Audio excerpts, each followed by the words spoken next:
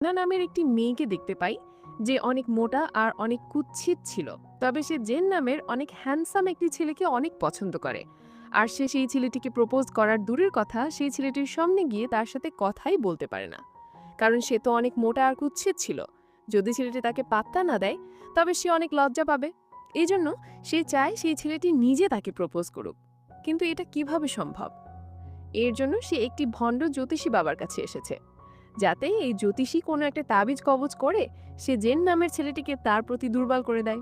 এখানে জ্যোতিষী তাকে বলেছিল, তুমি গত সপ্তাহে এখানে এসেছিলে, আমি তো তোমাকে বলেছি কোনোভাবেই এই ছেলেটিকে তোমার প্রতি দুর্বল করা সম্ভব না। এরপরও হ্যানা তাকে অনেক রিকোয়েস্ট করে যে দেখুন কিছু করা যায় কিনা, আমি আপনাকে অনেক টাকা দিব। তারপরে জ্যোতিষী হুদাই ভণ্ডামি করে একটা মন্ত্র লিখে দেয় আর বলে প্রত্যেকবার পানি খাওয়ার আগে আর হিসু করতে যাওয়ার আগে এই মন্ত্রটা পড়ে নিতে, তাহলে ওই ছেলেটির মনে তোমার জন্য কোনো কিছু ফিল হতে পারে। জ্যোতিষী হেনাকে সাহায্য করার জন্য হেনা খুশি হয়ে মাথা নিচু করে তাকে ধন্যবাদ জানাতে যায়। কিন্তু এটা করতে গিয়ে সে হঠাৎ নিজের ওজনের কারণে জ্যোতিষীর টেবিলের ওপর পড়ে যায়। আর এই জন্য জ্যোতিষীর মুখে লাল রং লেগে যায় আর তার সবকিছু লণ্ডভণ্ড হয়ে যায়। এর জন্য জ্যোতিষী রেগে মেগে বলে, উফ, তোর দ্বারা কিচ্ছু হবে না। এর পরের দৃশ্যে দেখা যায় হেনা একজন ব্যাকস্টেজ সিঙ্গার। ব্যাকস্টেজ সিঙ্গার মানে হচ্ছে স্টেজে উঠে খুব সুন্দরী কোনো মেয়ে গান গাইবে, আর পেছন থেকে পর্দার আড়ালে হেনা তার গানে কণ্ঠ দিবে। সোজা কথায় স্টেজের মেয়েটি শুধুমাত্র ঠোঁট মেলাবে আর হেনা পর্দার আড়াল থেকে গানটা গাইবে। মানে হেনা দেখতে মোটা হলেও তার কণ্ঠ অনেক সুন্দর ছিল। তবে হেনার কোনো বয়ফ্রেন্ড ছিল না, কোনো ছেলে তাকে পাত্তা দিত না।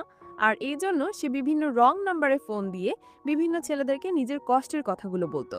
আর ছেলেরা ফোনের অপর পাশ থেকে হেনার সুন্দর কণ্ঠ শুনে ভাবতো সে না জানি কত সুন্দর একটি মেয়ের সাথে কথা বলছে। যাই হোক, যার ব্যাকস্টেজ সিঙ্গার হিসেবে কাজ করে তার নাম হচ্ছে এমি। সে কোরিয়ার অনেক জনপ্রিয় একজন সেলিব্রিটি ছিল।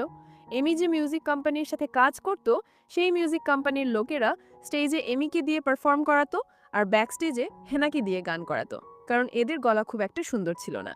আর এই মিউজিক কোম্পানির মালিকের ছেলে হচ্ছে আর কেউ নয়, সে আমাদের হেনার ক্রাশ জেন। তো আজকে যে এখানে পারফর্ম হচ্ছিল, এখানে পেছন থেকে হেনা গান গাচ্ছিল আর গানটা অনেক রোমান্টিক ছিল।